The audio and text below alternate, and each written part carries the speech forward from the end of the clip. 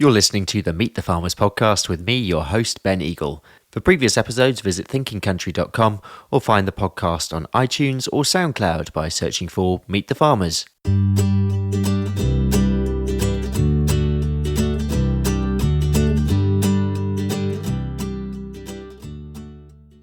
Hello everyone and welcome to the show. This is a rather special episode which was recorded live at the Tendring Hundred Show, which is my local agricultural show here in northeast Essex.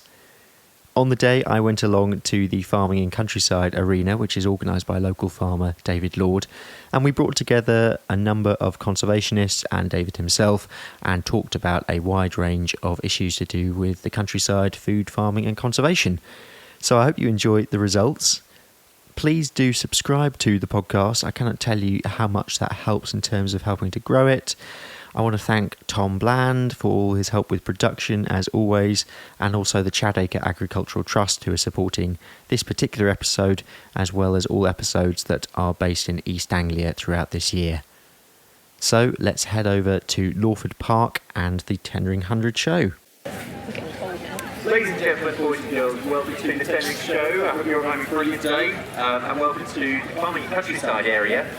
And for the next half an hour or so, we are talking all things conservation in Essex.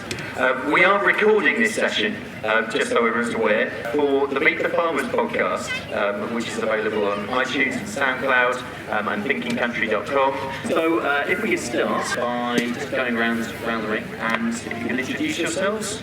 Say where you're from and what you think the biggest conservation issue is in Essex. Good morning, my name is Dave Smart. I'm Head of Landscape Conservation at Essex Wildlife Trust. I'm very pleased to be here today. I think one of the biggest challenges facing wildlife across the county as we go forward has got to be habitat loss and fragmentation, and of course we mustn't forget climate change. Hello, my name is Barbara Sharp. I'm Chairman of Coastal Beekeepers, and it's a great day. How lovely is this? And I think the conservation things that affect us is loss of habitat. It's in all areas. It's not only confined to Great Britain, but I think it is worldwide. I'm Emma Stover. I'm from the RSPB and I'm a turtle dove conservation advisor working specifically in Essex to try and improve habitat for turtle doves, but also for other species. I think everybody else has kind of said very much, what the main problems are, but I think there's also a lack of connection that people have to wildlife as well. We're forgetting what wildlife is, and if we don't have that love for it, we're not going to be able to save it. My name's David Lord. I'm a farmer from just outside Clacton-on-Sea. My job today is to give a farmer's point of view. We're quite conservation minded on our farm. Challenges going forward, when you consider that 75% of our country's land is actually farmed, I think farmers present the solution to a lot of the problems human population faces at the moment, whether it be climate change or biodiversity loss.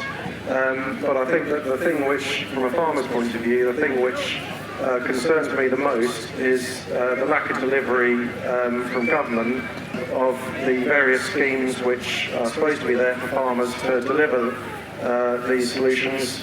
I think these need massively improving. Certainly, from our point of view, we've got an environmental scheme on our farm coming to an end next year, and currently we don't really know what we're going to do next. Very vague what's coming out of government in that respect, and the measures that we do on our farm need paying for because they don't otherwise make us any money. So that'd be my main concern. Brilliant, thank you very much. That is our panel, everyone. So we're going to take some of these bigger issues in turn and delve a little bit further into them. Emma, I wonder if you could just describe, really in raw terms, I suppose, well, starting with climate change, what might the most significant impacts that we might be seeing in the short and medium terms? For turtle doves specifically? On a broader scale, But if you want to delve into turtle as well, feel free. So climate change in particular is having a massive impact on the timing of plant species, because plants are the basis of food for most species. So the insects need the plants, the birds need the insects, and so on. So a change in the phenology, which means the times when they're coming out and when they're setting seed, and then what's happening to them next, has had a massive impact on the food sources for lots of pollinator species, and also for birds and insects, other insects, and then the dryness as well, but I'm sure somebody else is going to talk about that. David, that's from a specific, so you can't just outside of Clacton. What are you seeing at the moment, and how are you preparing for changes in the near and distant future? It's quite hard actually to see the changes day to day, because we're looking at a long-term trend. In our area, on this side of the country, we're seeing slightly more rainfall annually. But that rainfall is coming in it's sort of hard and fast. So we're getting prolonged dry periods and then prolonged wet periods, and that presents us with challenges for farming, but it also presents us with challenges for delivering on conservation measures. Because, for example, this spring we've been drilling some seed mixes for wild birds, things like Emma's turtle doves, and if it's really dry, it's obviously hard to grow something. We're trying to deliver something for the environment, and at the same time the weather's battling against us. There's ways around it. We can farm a bit smarter. On our farm in particular, we're now using some direct seeding. So instead of cultivating the ground and losing moisture, we're actually drilling straight into the soil, which has the benefit for moisture retention. So when we drill something, the moisture isn't lost because we've cultivated it. And at the same time, we're helping soil life and promoting a bit of diversity as well. Let's go a bit broader across the landscape. So, Dave, perhaps if we could move over to you. If we're looking at connectivity, connecting different habitats, and we're moving quite possibly away from climate change here as a subject, but this links into the offer as well. What do we need to do in terms of linking habitats across these different projects that go across the county? Well, we've got 89 reserves right across the county, from very small patches up to 600 to 700 acre sites. They're fantastic nature reserves in their own right, but what we really need to be looking at doing is linking those with other major habitats across the county, linking them through farmland. There's a lot of fantastic work going on a lot of farms across the county, already delivering biodiversity in fantastic ways. But it really does rely on landowners continuing to sort of participate in voluntary schemes, and landowners really wanting to deliver conservation. Let's stay with farmland. And I mean, Emma, you mentioned right when we started this idea of engagement and getting people involved and working together. How do we all think that we could begin to, whether it's specific projects or whether it's other incentives, how can farmers and conservationists work together? I think it's about looking at areas that we know might be less productive food-wise that you can put over, finding corridors, looking in your landscape, it's very much more landscape-based as well. So finding, say you've got a nature reserve, and then you've got space between the nature reserves, finding the landowners between those spaces, talking to them. It's a lot of dialogue, a lot of relationship building. You can't do something with just one person. You've got to get everybody on board, you've got to talk to your neighbours, and you've got to shout about what you're doing. You're doing some great stuff. Tell people about it. Events like this are brilliant for showing people what you're doing. Taking people on farm walks, engaging with schools as well. It's really, really important to get schools onto farmland, because schools and children need to know where their food's coming from, and also what it means to be a farmer, but also what it means to have nature on your farm as well. I think and there are some farms that are really great at doing that. And the government also needs to encourage that. So there used to be schemes that the government gave money for schools to go on farms. I think that's really important as well. If I could just perhaps develop the ideas a little bit further around the schemes which have been available to deliver biodiversity. I think some of them have been fantastic. I think it's going really well, and those farmers which have engaged in those have been able to deliver some really fantastic work. One of the key problems has been the complexity of the scheme, the chaotic way in which they've been administered, the late way in which payments have been made. It's been a really, really difficult process for landowners to engage in. And I think those difficulties are not going away. We've got the dreaded Brexit coming and everything that brings. And we've got a new scheme coming from about 2024, and at the moment it's unknown.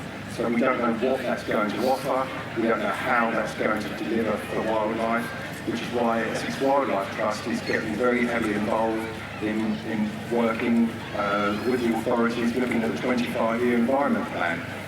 So there are lots of challenges facing all of us as we go forward.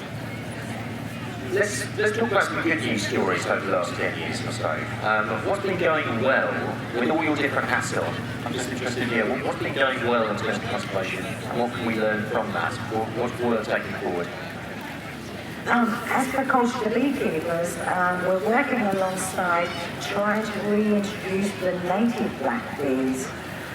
We're working along with Amazon Wildlife Trust, and the problem with bees, we import a lot of bees, and that's not a good thing. They bring diseases, they bring pests, and it's much better to try and, reproduce from the bees you have and not do imports. I think that's a very important thing for coastal beekeepers, is to try and get the bees that we have here rather than importing. And we work alongside lots of farmers, wildlife trusts, and I think it is, like you say, a joint partnership. Yeah, so positive going forward. Our farming practices at home have changed enormously in the last 5 to 10 years, working a lot more with nature, and a lot of these trips, whilst they're good for pollinators and things like that, they're also good for beneficial insects, which are helping control pests in their own crops. So it's a big learning process, but as I say, the trend is moving in the right way. Well, thank you very much to our panel. We will be back at 2:15, when then we'll be talking more about where we're going from here. So thinking about conservation in the future and some positive stories about where we can go from here. So come back and please join us again at 2:15, but we're now going to continue with the ring. Yeah, thank you, Ben. Which is fairly new to the show. We're sort of trying to increase this kind of thing of the show year on year. And I'm joined by an esteemed panel of conservationists, and we've got David Lord as well, who's our farming representative for the afternoon. And just for the next sort of half an hour or so, we're going to be talking about the future of conservation in Essex and what we can do to boost wildlife. We'll be also looking at maybe soils, water quality, that kind of thing as well. So if we could just go round the ring, and guys, if you could introduce yourselves. Yes, hello, good afternoon everybody. My name is Dave Smart and I'm Head of Landscape Conservation at Essex Wildlife Trust. I'm Emma Stover. I am a Turtle Dog Conservation Advisor for Essex for the RSPB. Hello, I'm Barbara Sharp, I'm Chairman of Coastal Beekeepers. And I'm David Lord, a farmer from near Claxton. Brilliant. So we're now going to look at different options for the future, really, where we could be going. In conservation circles, there's this debate that's known as land sharing versus land sparing. So this is basically the idea that either, say if we take a field setting, either we put that entire field down to conservation measures of various kinds. The other option is to share that conservation versus production element. So we're trying to do both at the same time. Let's have some thoughts on this. What's the advantages of both, perhaps, and what sort of direction do you think we should be going in? Dave, you're holding the microphone. Do you want to start? I'm holding the microphone, so yeah, I'll have a go. I think one of the things we need to do is carefully consider how much land is there in terms of primary production and how much land is there specifically for wildlife conservation. And there was a time where it was ne'er the two shall meet, but I think it's changing, and it's changing really quite quickly. We've seen some really fast-paced moves, I think, in farming in terms of recognition of soil health. And, we've seen some real scaremonger stories whereby people are saying there's only 40 harvests left, there's only 50 harvests left, and soil is becoming exhausted. So there's generally a recognition that we must look after our soils, and that is, across the UK. And I think there's been some real advances in that, in soil science, looking after organic matter with cover crops and break crops, and seeing some real benefit there in terms of soil health. I think that's a good link across to David. Yeah, so soil health is something that we've embraced on our farm in a fairly massive way. Conventional agriculture, as most of you would probably picture it, would see a farmer come in with a tractor and plough a field to establish a seedbed with various forms of cultivation. We have a weed in this area called blackgrass, which is a grass weed. You probably see it this time of year as a sort of a browny black haze across fields of cereals. It's a particularly hard weed to deal with, and it loves cultivation. So there's been a move recently. Various farmers have tried to move away from actually cultivating to actually direct seeding, which is what we do on our farm. And if you follow me over here, there's a box here with some purple flowers in. This is Phacelia, and this is something we use a lot on our farm. It's fantastic for pollinators. Just looking at it now, it's got butterflies, bees, hoverflies, there's all sorts of things knocking around in there. But what we're interested in from a farming point of view is what's going on below ground. So underneath there's loads of roots. They're conditioning the soil, they're improving soil life, and they're putting soil organic matter back into the soil. And what we actually do, so instead of, after we've harvested a crop, instead of ploughing it and leaving a bare soil, we're actually putting in a crop like this. So any day next week we'll be harvesting a crop. We'll then come in and drill this, and by the end of August you'll have purple flowers full of pollinators, and then we'll actually drill into that in the autumn and put a crop in. So we don't have any bare soil really. We're benefiting the soil. It's helping us with our grass seed problem. And there's a win-win from a production point of view and an environmental point of view, which I think, from what Dave was saying earlier, is the key to all this, is actually linking the two together, linking together farming and the environment together to get a win-win. Just holding that thought, David. So cover crops are one measure where we're seeing conservation on farmland. What about crop science and agronomy moving forward? How can crop science itself be used as a conservation tool, I suppose, moving into the future? So, as well as a farmer, I'm also a qualified agronomist. So, an agronomist is someone that is a crop doctor. So basically, I'll look at a crop and assess its levels of disease, how many weeds are there, how many pests are there, and what I need to do to control those three things. Conventionally, we would look towards pesticides to do this, but as time goes on, we're learning to reduce our use of pesticides.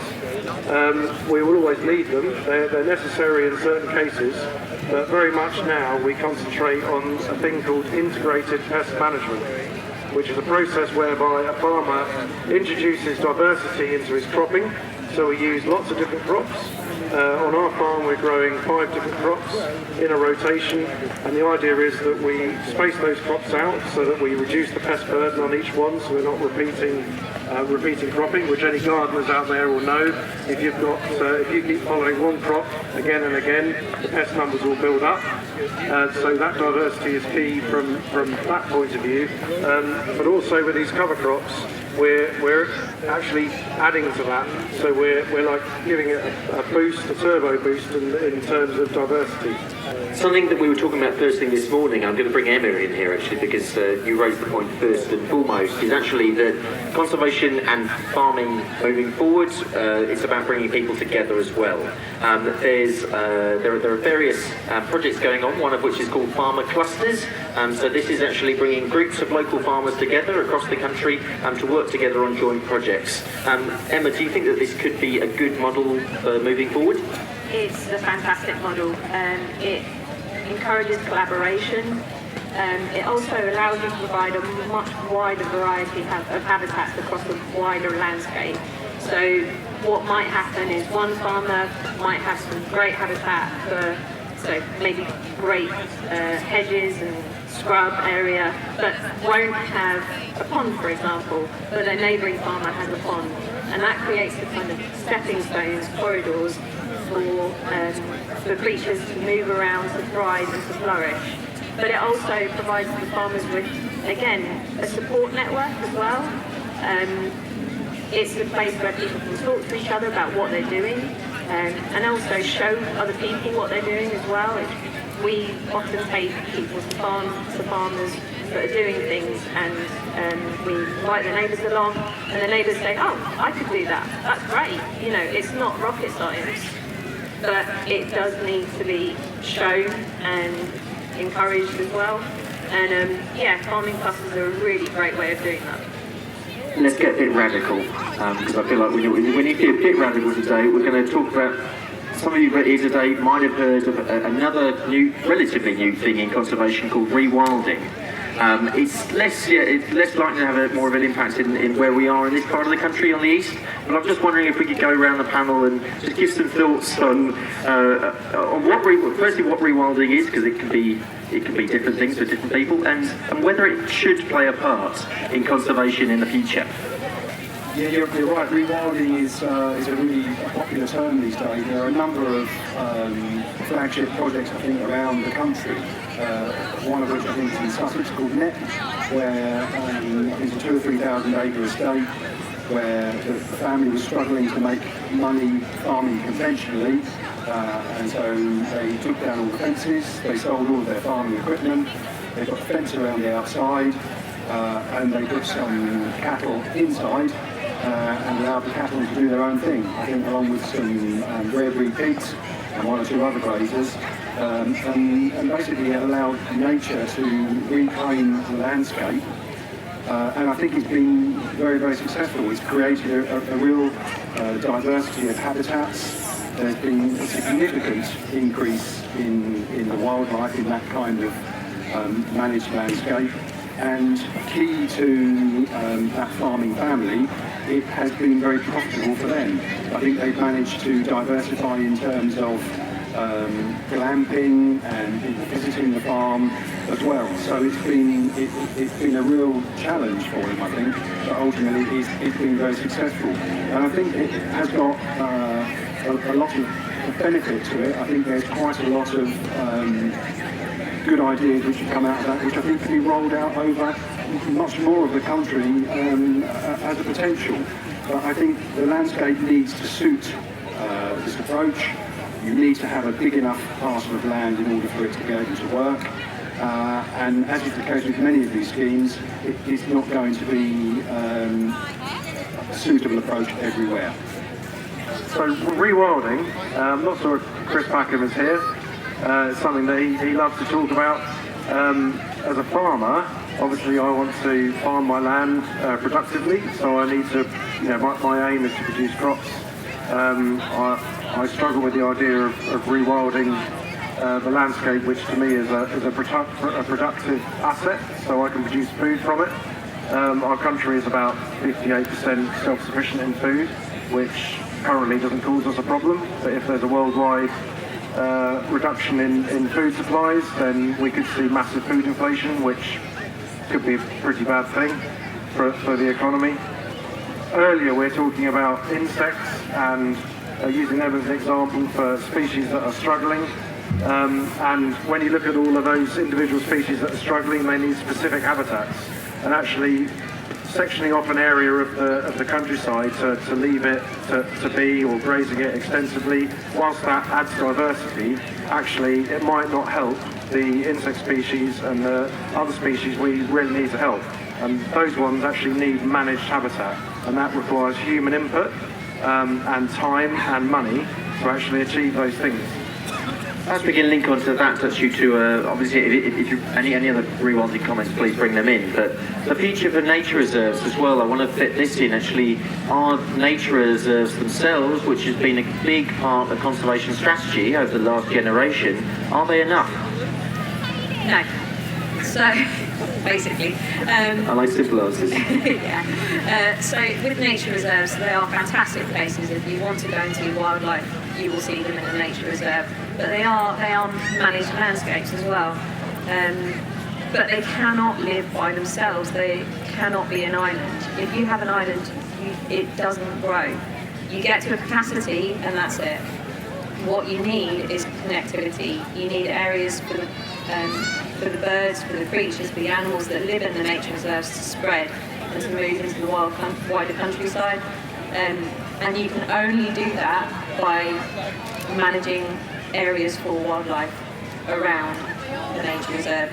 But they can form satellite sites, so having a nature reserve and then connecting it to another nature reserve further down or further up and further across works really well, and that way you can improve the wildlife, improve biodiversity within the landscape by connecting those sites. We talked earlier about diversifying the landscape and various other initiatives. I think one of the things that we really need to think about is educating our young people and making sure that children value what we actually have in the countryside in terms of farming, in terms of biodiversity, in terms of nature reserves.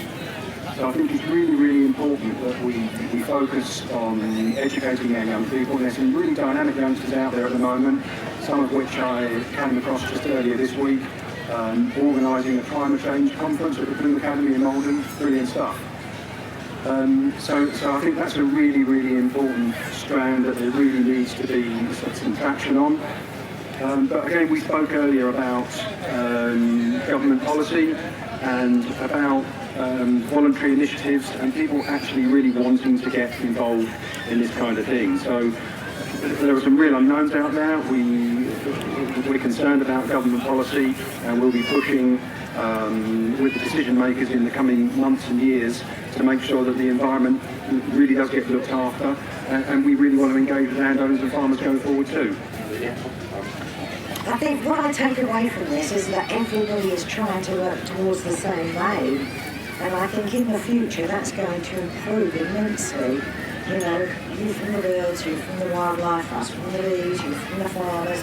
I think, you know, if you jointly work together, then, you know, that's an amazing thing. And educating the public are getting a lot more aware. And like you say, the children are our future. So getting them involved is most importantly a good thing. So we live in the south and east of England where pressure for the different land uses is massive, right the way through from building up houses to producing our food, and also conservation elements as well. And that changes throughout the country. But what about this idea that, hang on, we're obsessed with the conservation message in this country, but actually a lot of these issues are global. A lot of these issues are on a much broader scale than beyond the British Isles. How do we make sure that we think global and act local?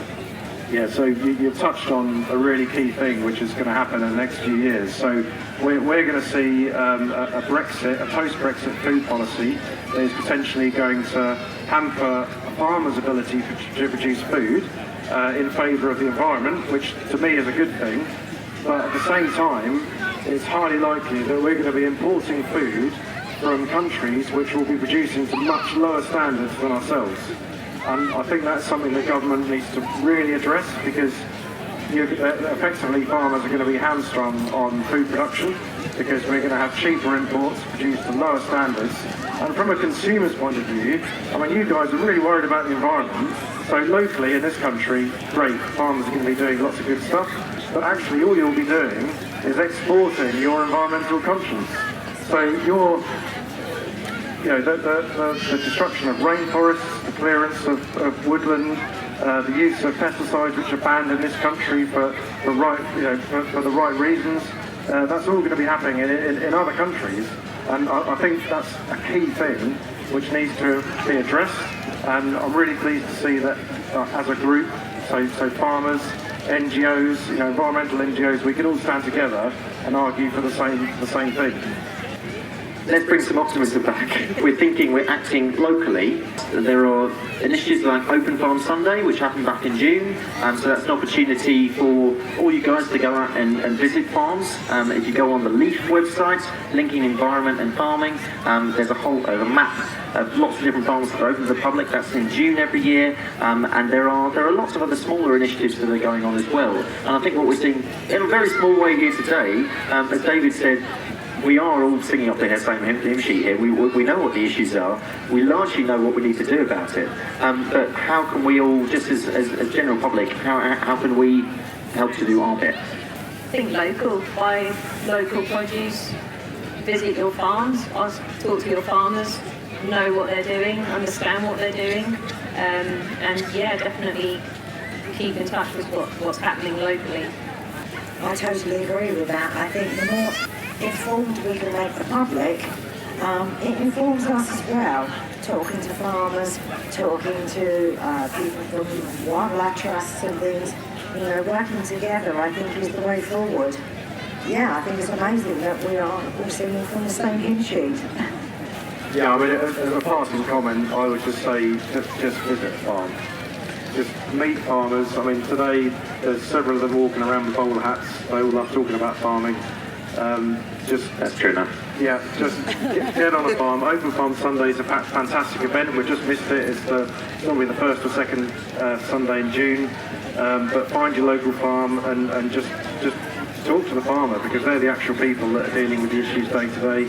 And really honest, frank people, and just be aware of the rhetoric that's out there in the media, really. And on that note, if I could just give a quick plug to the Meet the Farmers podcast, which is available on iTunes, on SoundCloud, thinkingcountry.com. That's really conversations with farmers of all types throughout the year, and it's really a chance for farmers all over the place to put their voice in and talk directly to you and us, the public, really. So there are more and more schemes and initiatives happening, and perhaps if we could just finish with that, really. If it's something that either your organisation is doing, a particular project, or something that's personal to you, something that you could just give a personal plug to, that people could find out more about. So for me, it would be the Nature Friendly Farming Network, NFFN. If you Google that, it'll take you to a really informative website where farmers that are nature-minded, producing food and environmental biodiversity. It's quite a fresh, new organisation, but it's really interesting how we're bringing everyone together and trying to formulate a way forward. I think I'd like to direct people to have a look at our website, which is essexwt.org.uk, and see a whole host of things going on right the way across the county via our 11 visitor centres, our 89 nature reserves, and all of the different projects that we're engaged in at the moment. Thank you. Yeah, for us, for me in particular, it's Operation Turtle Dove. We're working with farmers, landowners and anybody who's interested to try and improve turtle dove numbers. Essex is a stronghold. We need to be doing more stuff here to increase their numbers. I would like to promote the Asian hornet website, which is a non-native species, and not many people recognise it. We get calls all the time for European hornet, which are not a pest. They don't hurt the honeybees, but the Asian hornet does. And we have an AHAT team in Colchester that is on the alert for the Asian hornet, and that's what I'd like to promote today. What does it look like? It's we have leaflets in the bee tent that you can keep in your wallet. If you're never sure, don't kill a hornet. If you're never sure what it is, take a picture and post it in. Thank you guys so much. Thank you very much to our panel who've just been. We've had a whistle-stop tour through there for a whole range of different conservation issues and lots of things going on in conservation and farming. Thank you everyone for listening.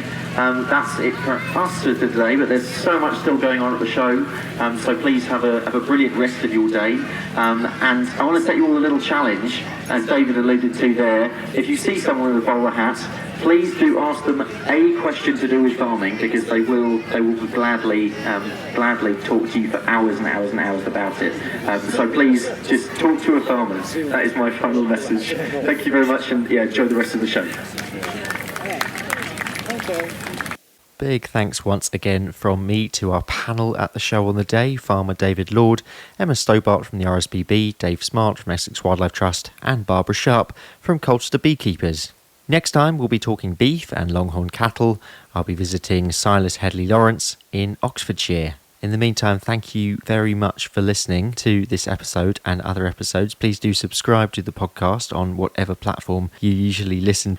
Please also check me out on social media. I've got various other projects going on, including Farm Runner, which is an exciting project bringing local communities together on farms. You can follow me at Benji_Eagle. Benji is BENJY. I'll look forward to you joining me next time on Meet the Farmers.